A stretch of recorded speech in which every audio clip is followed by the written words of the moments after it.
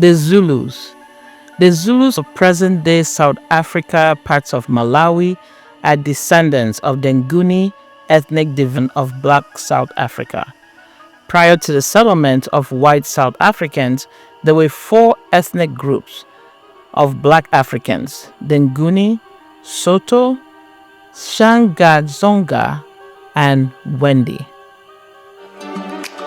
The truth about Africa from Africans. Archaeological evidence showed that the Bantu-speaking groups were ancestors of the Nguni, who migrated down from East Africa as early as the 11th century. At this time, the Ngunis were nomads, living in small family groups. According to oral history of the Nguni, in about 1550, Malandela, a chief with a small following, settled at the foot of the Amandawe Hill on the southern banks of the Umhalutsi River, just before it enters the Nkwalend Valley. He had two sons, Kwabe and Zulu.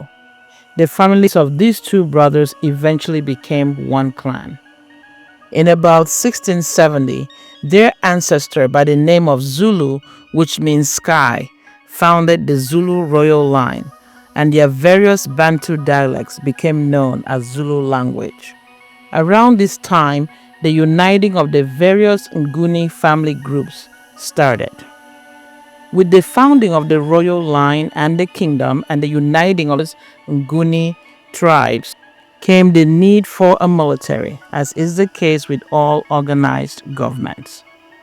The Zulu military structure consisted of young men grouped by age to make a regiment known as Amabutho.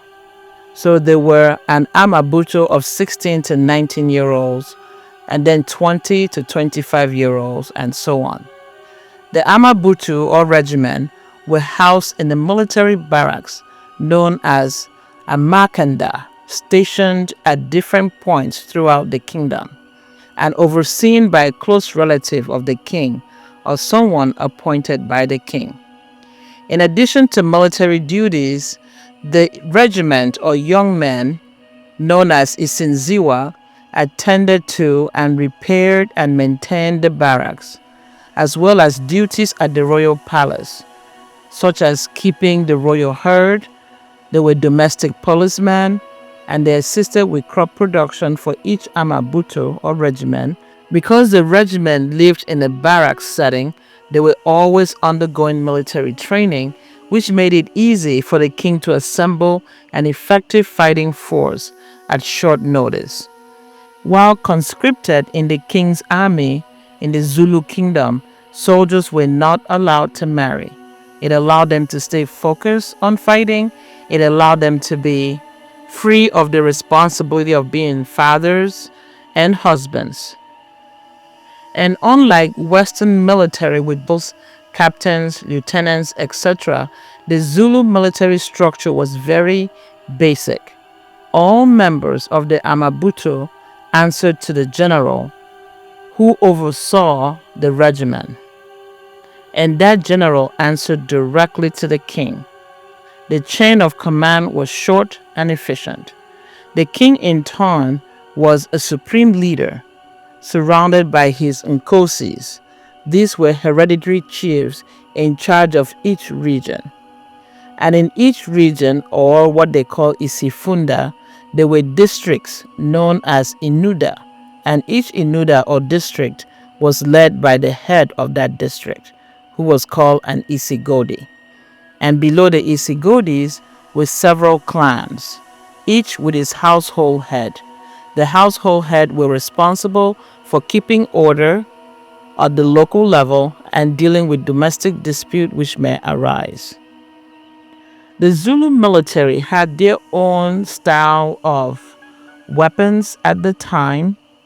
Originally, the Zulu military weapons consisted of short javelins and large cowhide shields. The short javelins or spears were known as iklwa. They were used for stabbing and fighting in close combat. And they had javelins, which were longer and were used to fight at a distance. So the short spears, known as iklwa, were used for stabbing, and the isidula were used for throwing at the enemy across long distances.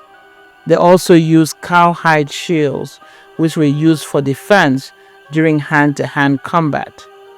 Upon taking the throne, King Shaka devised new and more efficient fighting techniques. First, he reduced the shields to more manageable proportions. The original shields were long and could cover a fighter from head to toe. So King Shaka reduced the shields to more manageable proportion and taught his soldiers how to use their shields to hook their opponent's shield and wrench it aside, thus exposing the opponent to a fatal blow with the iklwa, the short spear. He also stopped the former battle formation of standing soldiers in a line facing the enemy and advancing this while throwing their javelin. Instead, he introduced the bullhead formation. It disguised the true number of the soldiers and allowed fresh soldiers from the rear to take over from the first attackers or encircle the army or the enemy from either side. In about 10 years of service in the Zulu army, the king would retire a given regiment and permit them to marry and raise a family. This controlled the age at which men could marry, and it ensured focus and less distraction, typically found with a married soldier or soldier who is also a father. This Zulu military structure did remain unchanged with the introduction of Western civilization, but the weapons changed to European muskets. Thus, this sophisticated military of the Zulu Kingdom thrived and did military exploits for generations before colonialism, and actually was part of the Zulu Wars, which were waged against the Europeans until the Zulu military was defeated by the Europeans in the 1800s.